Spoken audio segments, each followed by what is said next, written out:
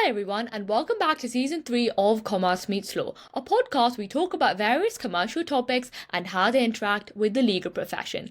Today's conversation is with someone who I've wanted to bring on the podcast for a really long time, and it is none other than Grace Ambrose. Grace is a passionate and accomplished talent acquisition and development professional with over 8 years' experience in early careers recruitment within the legal sector, having most recently been a talent acquisition and development professional at Mayer Brown. Grace has a proven ability to deliver excellent client service and execute strategies that closely align and reflect business aims and priorities. I met Grace during the commercial awareness competition that I did 2 years ago now, and got to interact with her even more closely during my vacation scheme at Mayer Brown last summer. Since that time, I just knew that her insights on recruitment and talent development needed to be brought onto the podcast. So I hope that you're excited to hear our conversation. In this episode, we discuss firstly how and why Grace stepped into the world of legal recruitment while studying history at university. Then we talk about what she's learned from her time across different firms in terms of the various non-legal roles within a law firm and just how important they are to keep the business running. And finally, I asked Grace some of the most asked questions on applications for vacation schemes and training contracts based on those that I've heard around me and, I've sort of discussed with my own friends. So it's a very, very useful section for all of those who are currently making applications. Just a quick request before we get into the podcast. I'd really appreciate if you could kindly give Commerce Meets Law a follow and a rating on Spotify. The higher the better, but I leave the rating up to you, as it really helps Commerce Meets Law reach more listeners. Without further ado, I really hope you enjoyed this episode, and I'll see you right at the end. Hi, Grace, and welcome to Commerce Meets Law. I'm really excited to have our conversation. I feel like I wanted to have this since doing my vacation scheme, even before that, since doing the competition. So I'm super excited for everyone else to hear about your experiences and all the advice that you have to share. But before we get into all of that, we always have an icebreaker on the podcast, which is, in your opinion, what is your superpower? Thanks, Shreya, and yeah, lovely to be invited to speak today.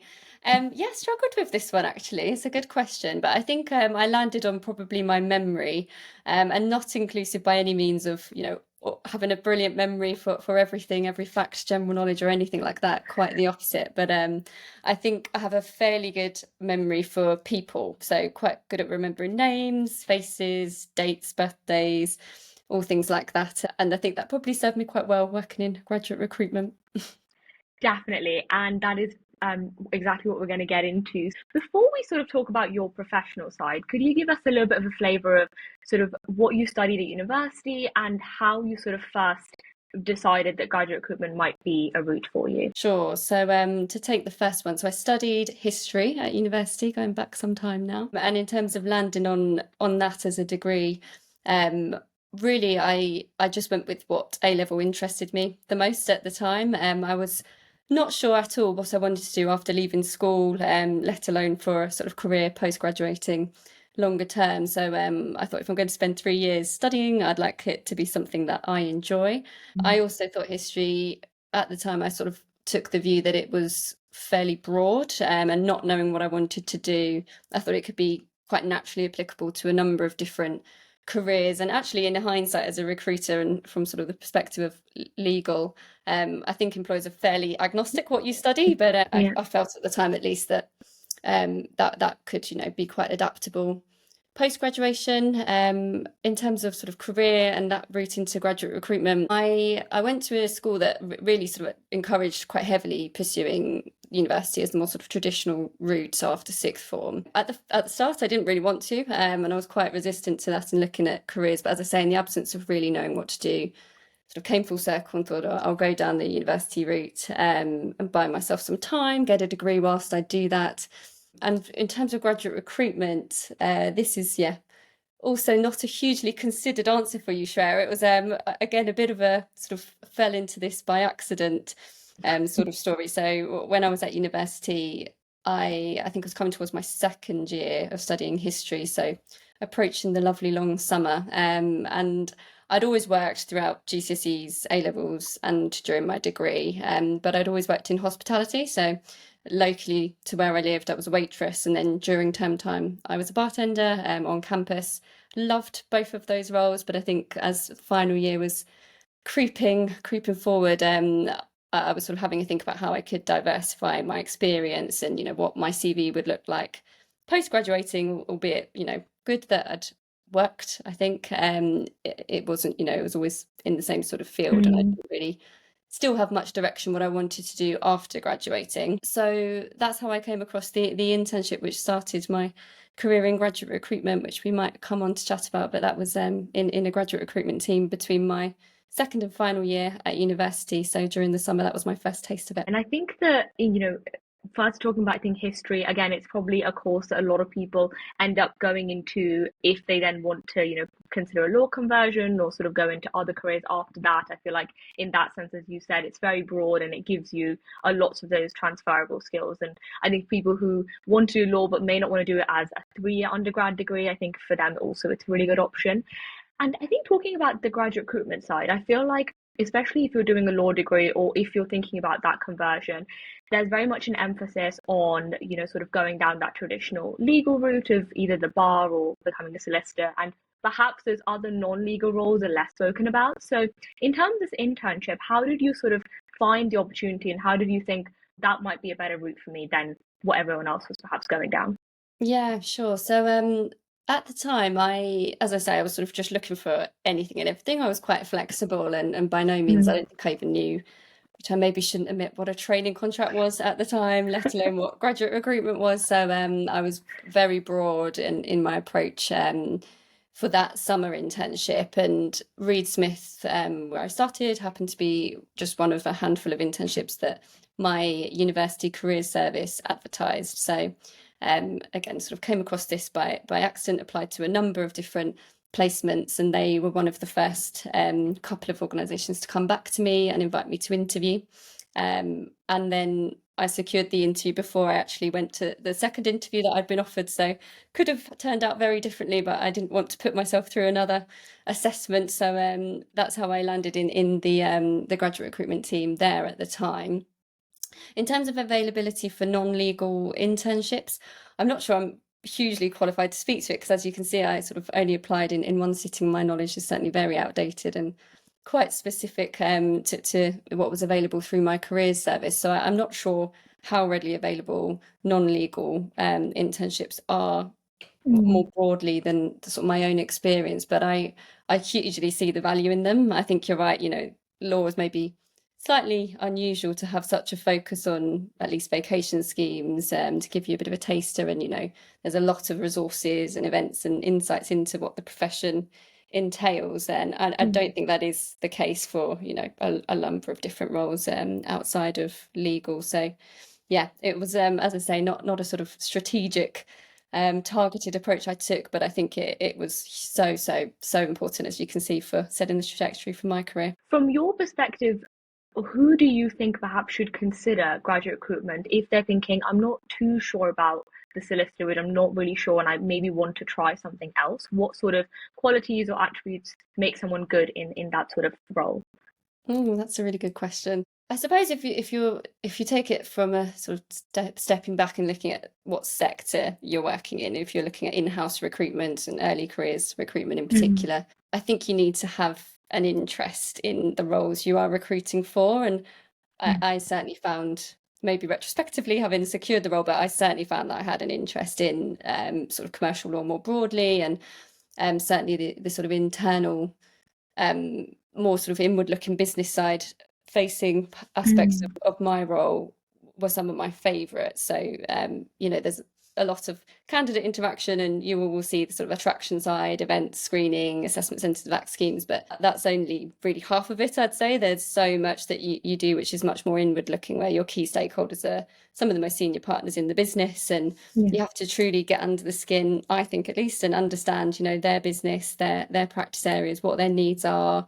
There's a big emphasis on sort of talent mapping when it comes towards qualification, and so I think you need to have an interest in law, I think, if you want to do that role well. And again, it sort of more falls under the development umbrella of the graduate recruitment and development sphere. But if you look at the seat allocation process when you're moving through your training contract.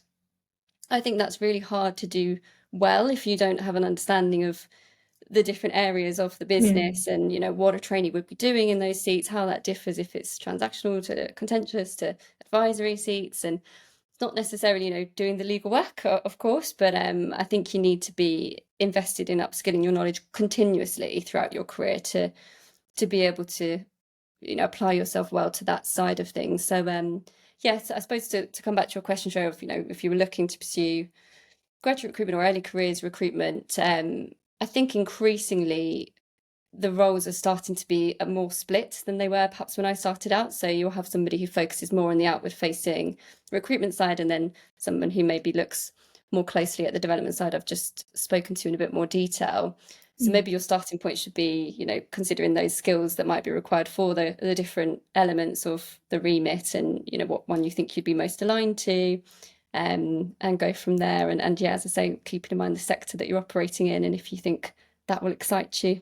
Thinking back to my own vacation schemes, I feel like at first you really think that, all graduate recruitment's about is those vacation schemes and the training contracts. But, once you get to know the firm more and the people working there, you realize, it's so much more than that. There's so many other aspects that are covered. And even during, your training contract and your development as not just a trainee, but later on as well, I think that the team plays such an important role in that. And I think you can, if you're someone who is considering that route, you can think about the varied skills and experiences that you're going to have. And I think coming from the perspective of perhaps carrying on of someone who would be interested in that role, I think that maybe having a bit of an idea of the kind of tasks that you undertook would also be interesting. So if you could tell us a little bit about when you sort of came back to Reed Smith and joined as a recruitment administrator after your degree, what did your sort of day-to-day look like at that point, I guess, as someone who was still quite junior? Sure. Gosh, it takes me back. So I think at the time it was actually a newly created role. The structure of the team when I did my internship was slightly different to when I joined permanently in the sort of more junior administrative role that I started out in at the firm. So I believe before that it had been a bit more sort of broadly split across a slightly smaller team and juniors across the department, whereas when I was invited to come back and interview for the permanent position, it was really looking at providing dedicated support to the recruitment teams, both lateral and graduate actually. So initially I had a sort of brief stint where it wasn't just exclusively graduate recruitment, I was also supporting the lateral recruitment team, which cover everything but grad rec really. So associate business services recruitment, some sort of partner interview support on the sort of more coordination side of things. So that's quite a different role entirely in a way. So the sort of tasks you'd be doing there would be very much a focus on diary management, coordinating all sorts of diaries across outside of the UK, internationally, for partner interviews, liaising with recruiters on the agency side. And then grad, even I loved it because even at the junior end, you're involved with such a broad range of different parts of the remit. So from assessment centres, you're sort of more heavily coordinating assessment centres rather than being the one to assess candidates at that stage. Open days, you sort of do a lot of logistical prep and are involved with those, going to law fairs. There's a big focus on brand, social media, lots of sort of administrative prep for organising the VAC schemes, onboarding trainee cohorts, things like that. Yeah, it's probably just a handful, but that they were quite different. So as I say, when I started, lateral and that side of the role was a lot more reactive, a lot more outside of my control. So it was, real peaks and troughs in terms of how busy the rest of the business was from a recruitment standpoint. Whereas grad, you sort of know well in advance how many you're recruiting for, when your application is going to close, and you're a bit more in control. So it was much more consistently busy. So I think that it was a bit of a tough act balancing both of those, and I quite quickly sort of leaned more towards the grad side of things at that stage. But hopefully that gives you a flavour and answers your question. This is something that a lot of, especially juniors, when they enter, whether you're on the law or the non-law side, of talking to people who are more senior than you, who are, are more experienced than you. As someone who had just started and was making those, conversations, whether it was lateral hiring or the grad rec side, how did you sort of deal with the fact that perhaps a lot of the people that you were talking to had more years at the firm, had more experience, and have the confidence to kind of make your point or kind of be in those rooms and those meetings? It's a steep learning curve, to be very fake it until you make it, was Yeah. something someone said to me, I believe very early on, and that never leaves you, I don't think. At Yeah. least not, it doesn't me. But yeah, I suppose uh, you do adapt, you have to learn to adapt quite quickly. And I think particularly if you're not used to that sort of environment, it can be quite a real sort of transition, and quite an acute transition sort of coming into that. So if you think I sort of came straight from university into that role, I think I even had to book my graduation off work actually at the time. And the Wow. difference between sort of university pace, how you communicate, I suppose it's independent anyway as a starting point a lot of the time when you're Yeah. studying. But the difference in communication and sort of you're so in control of your own deadlines and things like that. It's pretty much the opposite. So everything you've learned just goes out the window. And I think you're taught to write quite formally and really quite wordy essays, at least in history. I thought that would sort of equate to good marks at the time. And you know, you come into a law firm and you sort of learn very quickly that I would say 90% of the business really don't appreciate all the fluff and just want you to get to the point and answer the question. And you know, really to sort of strip it back to speaking as concisely as you can, whether that's, you know, email or in person. So I think just the sheer difference in how you communicate was a really steep learning curve. And I think, you know, it's such a time poor profession, so showing an awareness of that from quite early on was absolutely critical, in my experience. I think I'm trying to think if there's anything else that I would say for confidence. I think actually, I'm not sure if this will be seen as a positive or not. I don't know that they expect an awful lot of you initially, Mhm. partly because you may be less experienced, as you say, less years behind you, and also you're not in a fee earning role. So I think if you demonstrate not necessarily knowledge of the business, at least at that stage, but if you have a real interest in the business and Mm. upskilling your own knowledge of that, I think it comes back to my earlier point. That really helps. So I think you know, being proactively listening, asking good questions that, you know, how are you going to make a fee earner's life easier? I think that those sorts of things will really help build your reputation. And once you start to get that in place, the confidence just comes with it. So I think that's probably the sort of two or three key things I would jump to.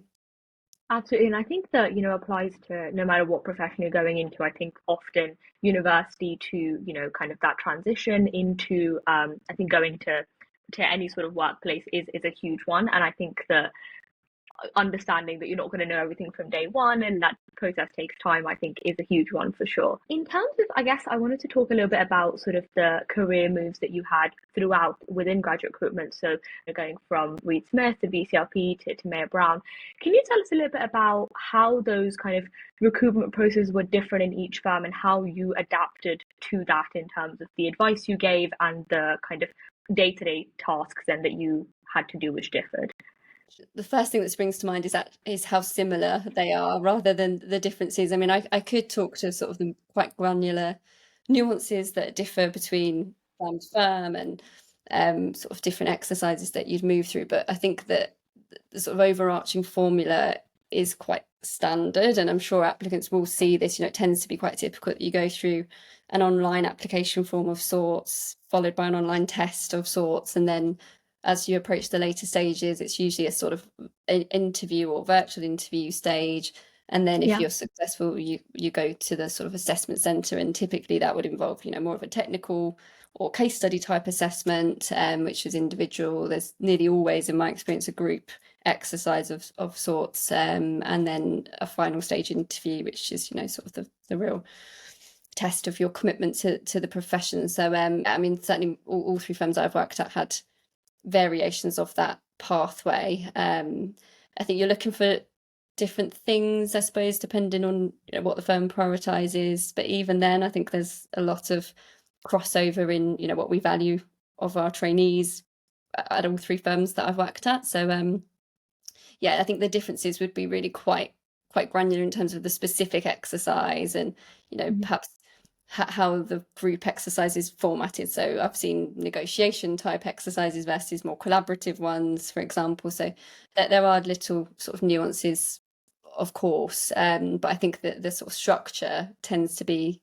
fairly similar. I think, that's probably relieving for a lot of applicants to hear, particularly, I guess, when making those decisions of where to apply. And I think the application process is definitely a factor to consider. So I think that, that aspect of, and having worked at quite three different firms in terms of where they're based and sort of the kind of work that they do, I think that that's probably an interesting point for listeners to hear. One of the sections that I kind of wanted to get onto is some questions from a student's perspective, particularly someone who might be currently applying in this cycle. And I want to kind of put myself in their shoes and kind of get a little bit of your advice on it. So I think that these are some of the things that I kind of hear, whether that's friends of mine or people who are currently applying. And I think the first question that a lot of people have is that they can't figure out which firms they should be applying to. They look on the website and a lot of them look similar. Perhaps the application process is looking similar and, they're not sure how to sort of narrow it down. What would be your advice on where they can get started? Yeah, it can be a bit of a minefield and quite overwhelming, I imagine, at that stage. And reflecting on this one, I think rather than the starting point being to sort of research different firms and start getting a sense of, which ones you might like or what you like about them, and, more going through firm by firm as your sort of initial research, I would actually take a step back from that and forget the firms, sort of irrespective of the firms, for a second. Think about what are the key priorities for you in terms of where you'd like to train at. If you could carve out your ideal sort of training contract, what's most important to you, and maybe have layers of that. So, what three things are perhaps, absolutely paramount and non-negotiable, what would be a sort of nice to have, and start to sort of group them into different themes. And that could look different for lots of different reasons. I mean, I think there's, if I jump to some of the things that I would consider or ask candidates about, it may be, is it the trainee intake size? Sometimes, not always generalizing, but sometimes if you have a smaller trainee intake, it might impact the quality of work or the amount of work that you get exposure to throughout your training contract. It may be that you want a firm that has a really strong presence in London rather than, some US firms that might have a bit more of a satellite office in London, but it's not maybe the driving force in the same way as others. I think it goes without saying you should be looking at the type of work that you'd get exposure to. So, is it real estate that excites you and you want a firm with a huge presence and strength in that, or is it more sort of corporate finance, or are you actually looking for a firm that can offer you a really full service training contract and a really broad seat experience? And there's other things outside of that, even so comments, they're not always guaranteed. Some firms will guarantee them, some might only have a handful of international and or clients secondments, and then there's even just general firm life, so diversity, inclusion, core values, pro bono, all of these things that sort of make up your experience. And I would start to reflect on all of those sorts of factors, and there'll be many I've missed, and as I say, sort of consider what you would prioritize. And then from there, start to look at firms and sort of see where they slot in. And if you think you can sort of narrow down a short list of firms that are coming, maybe not covering all of your ideals, but ticking enough boxes that they could be of interest to you. And I think recruiters expect to see that sort of thought process. Certainly I would fully expect candidates to be applying to multiple firms. I'm not precious about that, and would question at times if you said to me you would only apply to wherever it was I was working, and that's absolutely fine. But I think what you do want to understand is what's your thought process within where you're applying to, because if it was really just quite random and you couldn't see the link at all, then I would question the commitment. How could you want to train at firm X if it's completely different to firm Y, which you're also saying you'd be super interested in for a variety of reasons. So I think from a candidate perspective, that's probably where I would start to make it feel a little bit more manageable, and you'd hopefully find that translates to higher quality applications, because if you're doing less of them perhaps than just randomly applying to as many as you possibly can in that season, then you've got a bit more time to spend on tailoring them, and hopefully that will translate to success in the recruitment process. So yeah, not an easy one. And I suppose from a sort of personal perspective, it's different being on the early careers side of things. But as you say, I have experienced three different firms, and I think if you sort of look at where I've worked and look at what they're known for, you can probably see what my links are and what I've prioritized in terms of where I would like to work and, perhaps where I've moved and things. Yeah, that would be my probably key tip. I think that such a good approach. I think that that is probably the mistake that people make most often. Of they would look at a website or maybe think about where their friends are applying and think that they should do that rather than what they might be looking for, which might be very different to the rest of their peers and also might not be what the firm is aligning with. And that's not wrong. That's just maybe not for you. And I think understanding that is such a key one. And you spoke about tailoring your application. I think again, this is a route and kind of a section of the application that a lot of people do struggle with. That I think that what we've probably got now is information overload in a way. There's so much information out there, and obviously you can gather more from open days and speaking to people on LinkedIn and those sorts of platforms as well.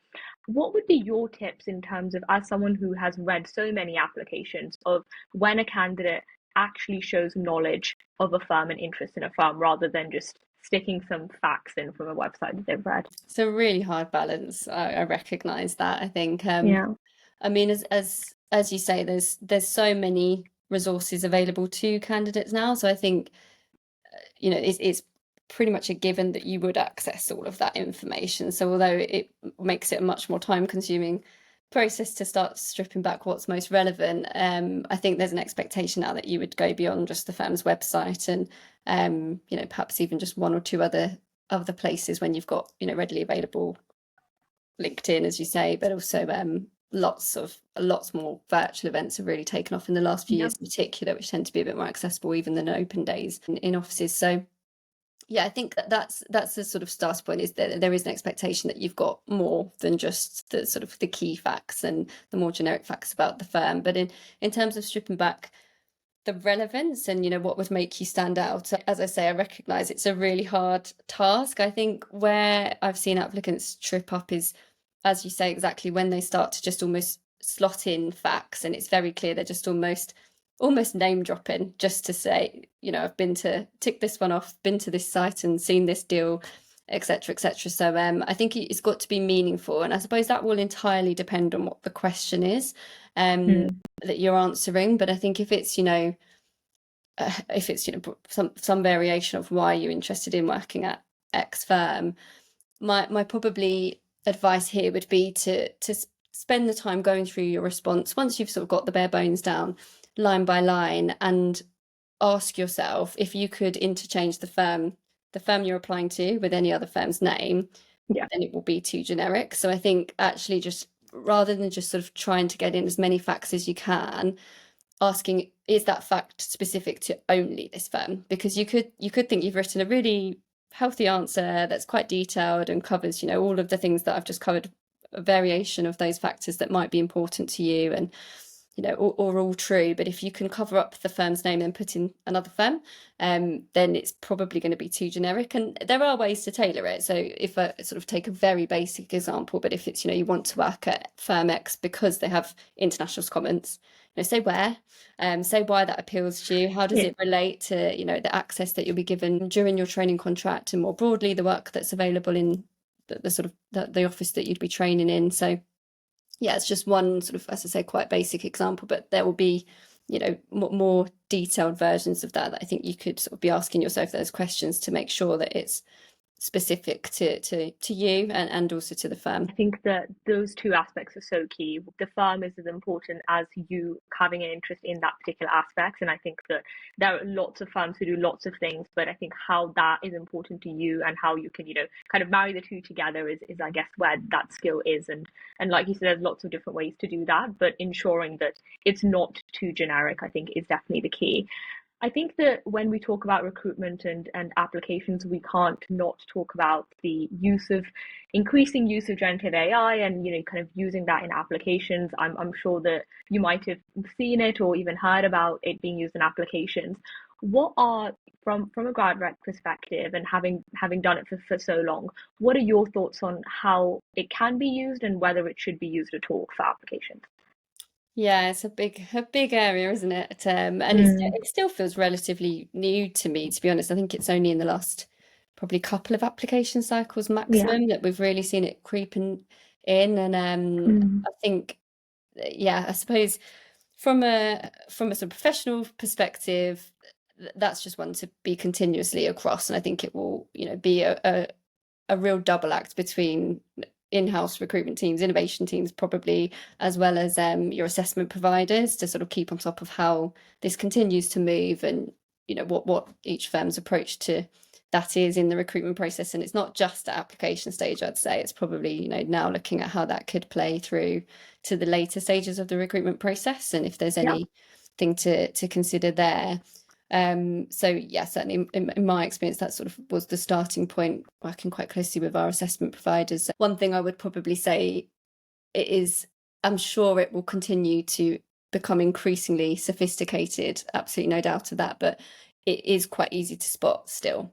So I think my personal view is there's a place for it, and I suppose from a candidate perspective, your starting point should be check what the firm's view is. Have they got a policy on incorporating AI or not? Do they encourage it or not? So that's goes without saying, that's the starting point. But as I say, I think from my perspective, I think there's no reason to necessarily discourage it entirely. I think we're seeing this creeping into the workplace, so it doesn't make much sense to me to say you can use it when you start, but not as a tool in your application processes and preparation. I think, though, as I say, coming back to the sort of it's easy to spot point, you should use it with caution and with judgment, and consider how is it adding value to your answer, and it may actually be doing the opposite at times. So particularly when you've got so many thousands of applications that we're seeing, if I'm just seeing the same thing, and you'd be surprised, it does it, at least at the moment, it's coming up with the same sorts of phrases, the same starting point, the same facts, and so it almost attracts in that sense. So I think it's maybe more of a sort of research tool, and consider how you can then add value to that and put your own stamp on it. But I wouldn't over rely on it at the expense of being authentic in your responses, because I'm not sure it's there yet. It could change, but yeah, that would be my sort of main reservation with drawing on it too much. On the one hand, a lot of our university assignments are now increasingly AI supported, or even AI, they've kind of encouraged it. And I think that from that perspective, like you say, it's going to be used in the workplace, it's going to be used in education, so there's no denying that it's going to be continue to be used. But I think, like we spoke about earlier, there's that aspect of it being too generic, and at the end of the day, at least at this point, it doesn't know you as a person and you as an individual. And I think that aspect is so key in an application, because you're hiring a person, not a robot. And I think that that aspect of it does need to be considered, and it can definitely be a first draft. I think it can be a good research tool, but you need to check the sources, check how that actually links with you, and check whether that's, you're not just copy pasting that into your application, because like you say, everyone at the graduate recruitment side has also got access to it and can very easily figure out that that's something that's AI generated. And I think it's a constant debate for sure, and I think that it's only going to continue to grow.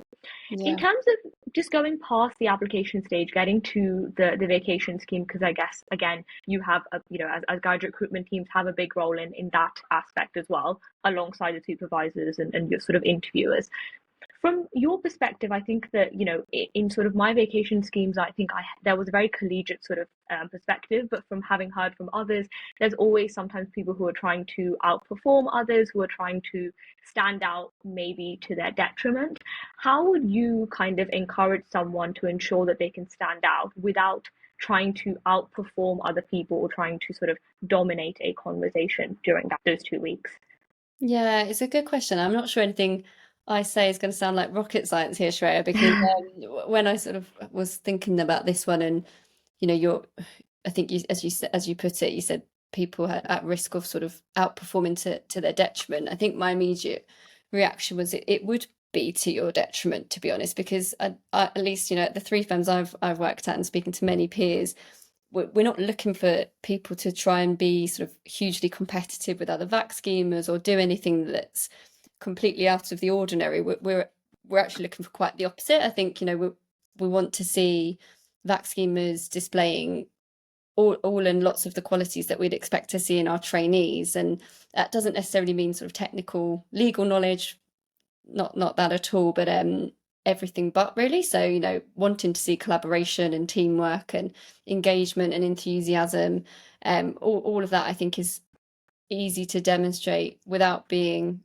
impacting anyone else on the scheme necessarily. I think actually, as you say, it would go to your detriment if people weren't being a team player and were trying to sort of edge out others on the VAC scheme. And certainly in my experience, the VAC schemes, they're actually a really big deal in a law firm. You might feel, on the candidate perspective, quite daunted, understandably, about going into a firm for a couple of weeks, but everyone really looks forward to them. And I think we all appreciate, everyone's been there as well, whether that's a VAC scheme or a directorate training contract assessment centre. They all understand what you're going through, however long ago it was for them. So I think trainees through to partner, they're really invested in the vacation schemes, and they know you've had to jump through a number of hoops and a hugely competitive process to get there and get your spot. So they really do want you to succeed. And I think in terms of sort of standing out, as I say, I would argue that you will do that just by demonstrating all of those qualities and more that I've just sort of briefly listed. But probably my top tips would be, outside of typically you'd be based in sort of a couple of departments or maybe one department to get an exposure to the work. But outside of that, you should expect to get some sort of more scheduled sessions, which the graduate recruitment teams will typically organise to give you a flavour of the sort of wider firm and other departments. Those sessions, I think probably one of my biggest observations would be, coming back to the sort of standing out point, is engagement in those sessions, because I think sometimes candidates fixate fully on the supervisor interaction or working with the trainee, and the sessions are almost something that they're just trying to fit in and show up to.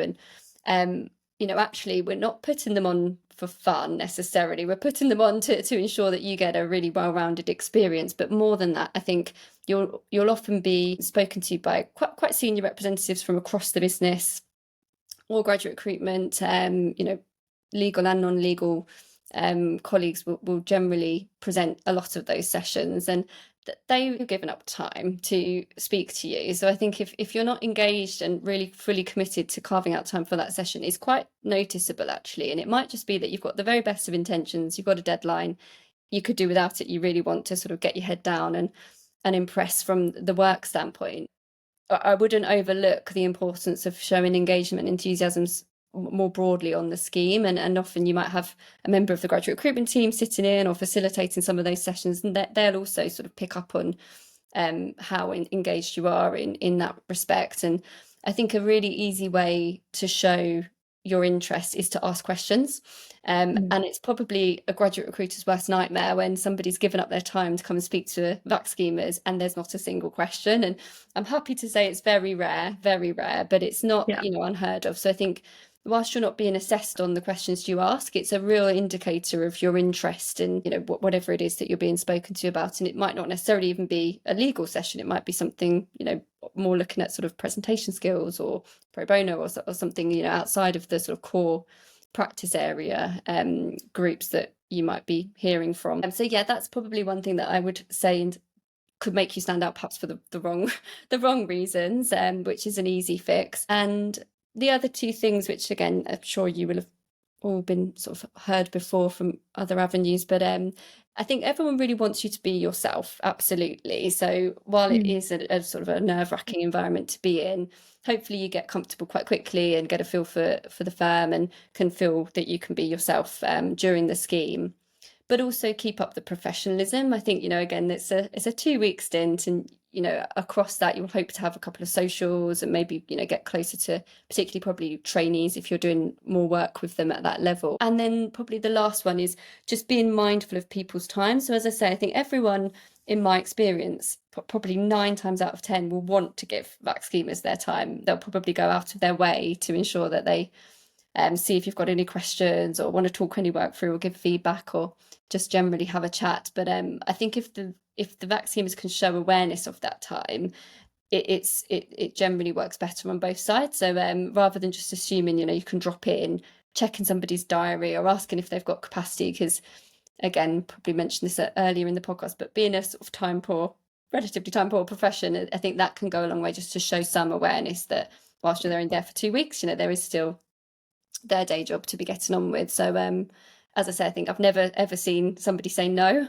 to that question, but asking it in the first place probably shows some self-awareness as well, to help in that standing out question. One thing that you very quickly realize once you get into a VAC scheme is that it's definitely not, whilst the work that you do is important, it's not the whole perspective. And you're there for more than that. You're there to not just gauge about the teams that you're working with, but actually the firm as a whole. And that's really what a VAC scheme is designed for. And I think that thinking about one, that it's a two-way street, you're getting to know the firm's getting to know you, but also, like you say, engaging in those sessions, just respecting someone's time, the fact that a partner or an associate or a trainee have taken out time out of their day, when they could be doing a lot of other things, have given up time and come to talk to you. And like you say, I think those sessions were ones that I always found really interesting, and I think you could definitely tell the people who were most engaged in those conversations, and really were taking as much as they could in during that time, for sure.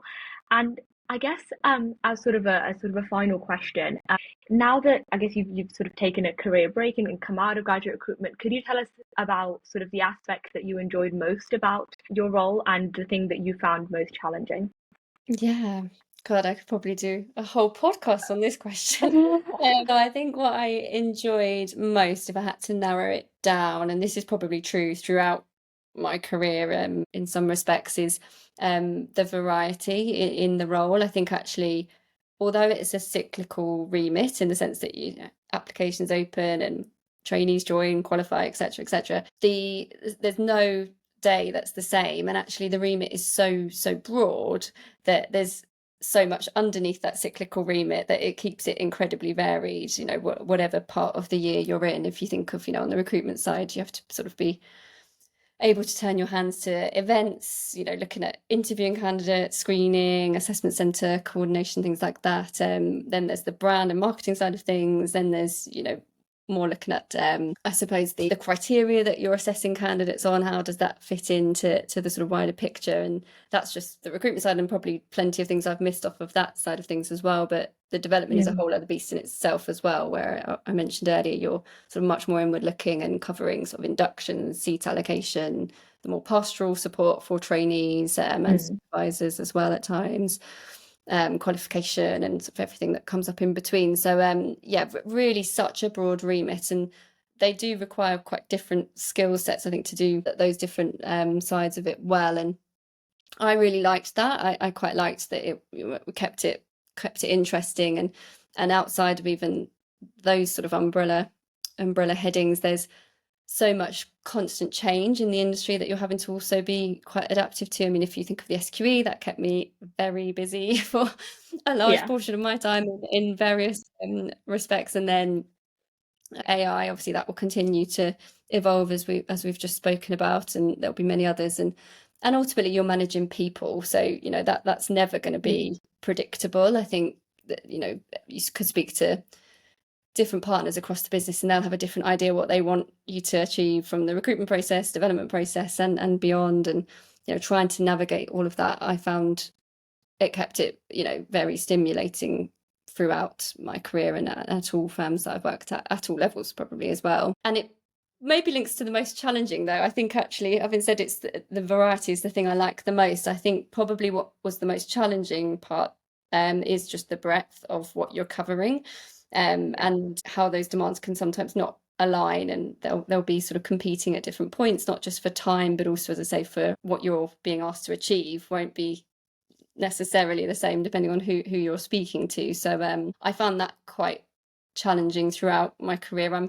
As a general sort of comment, I tend to be quite in the detail, and probably anyone that's worked with me would say very in the detail, and I think that can be quite hard to sustain when you're covering such a large remit, and things are time sensitive irrespective of how long lead time you've got, or know it's coming. There's always unexpected things that will land across your desk, so you're being pulled in different directions all the time by a lot of people. I mean, I think in my last role, there's not anybody in the London office that didn't work with trainees. And so if you're responsible for the trainees, both business services and legal, the workload can be quite high, and you're never going to please everybody, I suppose, is the challenging part. And probably seat allocation is the biggest example of that, from a sort of procedural point, but it extends to a lot of things, I think, in this role. Having had the chance through this podcast and other conversations to talk to people within graduate recruitment and generally within, I think, non-legal roles, you just see how much it is that you sort of have to manage and sort of have to look after all in one thing. And I think that not all of that is seen from the outside and not all of that is understood. So I think that, that, like you say, can be rewarding as well as challenging. Inside. Yeah, all from the inside, exactly, all at the same time. And I think that, yeah, that definitely now with so many new things, just like we spoke about, I think that that's only going to get more challenging and managing people never gets easier. So I think that, yeah, that aspect is definitely something to bear in mind. But equally, if you enjoy that, then that's also a way to, think that might be the place for you. We always end with a rapid fire. So your first question is, now having sort of taken a career break, stepped out of the world of graduate recruitment, what are you most looking forward to in terms of the next steps in your career? Oh, rapid fire. It's hard to pick just one. I think I've had to narrow it down. I'm really looking forward to spending time with my new niece. I became an auntie 2 weeks ago, so it'll be nice not to be in the city commuting so much to see her. Yeah. I love that. And the next question then is, I guess now that you've got a bit more time, what are the top 3 travel destinations on your bucket list? 3. I would love to see more of the US. I've not done much traveling across the US, so not sure where, but that would be probably up there. I also have been told I would really like San Sebastian in Spain, I think it is. So yeah, I love a bit of sort of Wow. food and wine and things. So that's on my list. And then I'd love to go back to the Maldives. I went for my honeymoon, so I'd like to go back there. Love that. And the final question is, what does your ideal weekend consist of? Probably just lots of food and drink, to be honest, Shreya. Yeah, I'm not a morning person, so probably a slow start, maybe a bit of a walk and a mooch about some shops before settling in a wine bar, meal out, and then Sunday, if I can help it, would probably be a pajama day, and then Sunday roast with my favourite TV programmes. Sounds amazing. Sounds like a day in San Sebastian and then back in the UK. Yeah, probably being influenced by the what cold weather at the moment. Definitely, yeah, it's not looking amazing outside. But on that note, Grace, thank you so much for coming on the podcast. It was such a pleasure to have you, and I've been wanting to do this since I did the vacation scheme, so it's been a long time coming. So thank you so much for giving us your time and sharing all the advice that you did today. No, thank you for having me. It's been a pleasure. Thank you. And on that note, thank you so much for listening to this episode, and a massive shout out to Grace for coming on Commerce Meets Law. I'm just so glad that we can make this conversation happen. If you enjoyed this episode, please do let me know by emailing commercemeetslaw@gmail.com or with a DM on Instagram at Commerce Meets Law. And for extra SOMA content, do check out the Commerce Meets Law YouTube channel and our TikTok. For now, take care, goodbye, and I'll see you very soon on the next episode.